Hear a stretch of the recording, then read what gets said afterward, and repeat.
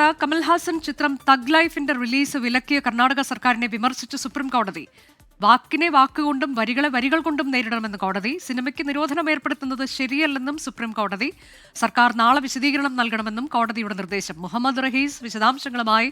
മുഹമ്മദ് റഹീസ്, കമൽഹാസനെ സംബന്ധിച്ചത് വലിയ ആശ്വാസമാണ്. എന്താണ് സുപ്രീം കോടതിയുടെ നിർദ്ദേശം?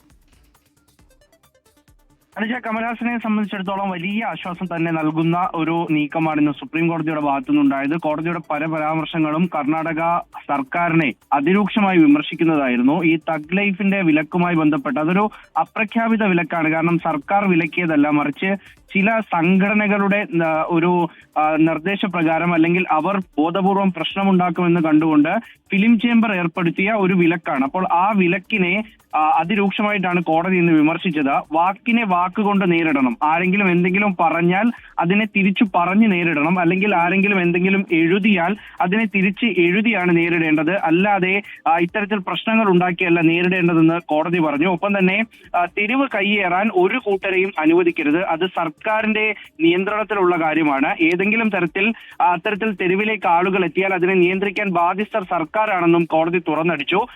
എന്തുകൊണ്ടാണ് ഒരു സിനിമയ്ക്ക് വിലക്കേർപ്പെടുത്തുന്ന നടപടികളിലേക്ക് ഒരു പുരോഗമന സംസ്ഥാനം, ഒരു രാജ്യം പോകുന്നത് എന്നുള്ള തരത്തിലേക്ക് കോടതി അതിന്റെ വിമർശനം ഉന്നയിച്ചിട്ടുണ്ട്.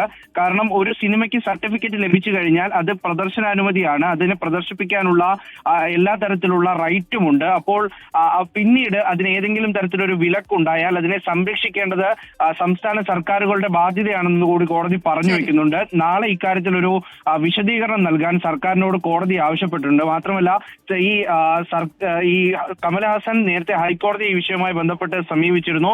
ആ വിഷയം ഇനി സുപ്രീം കോടതിയിലാണ് പരിഗണിക്കുക. അത്തരത്തിൽ കൂടി കാര്യങ്ങൾ നീങ്ങുന്നുണ്ട്. എന്തായാലും കമൽഹാസൻ ഇതുവരെ ഫിലിം ചേംബറുമായി കാണുകയോ കർണാടകയിൽ സിനിമ റിലീസ് ചെയ്യുകയോ ചെയ്തിട്ടില്ല. മറ്റന്നാളാകും കോടതി ഈ കേസ് പരിഗണിക്കുക. അനുജ, ശരി. കമൽഹാസൻ ചിത്രം തഗ് ലൈഫ് റിലീസ് വിലക്കിയ കർണാടക സർക്കാർ നടപടിയെ വിമർശിച്ചാണ് സുപ്രീം കോടതി രംഗത്തെത്തിയത്.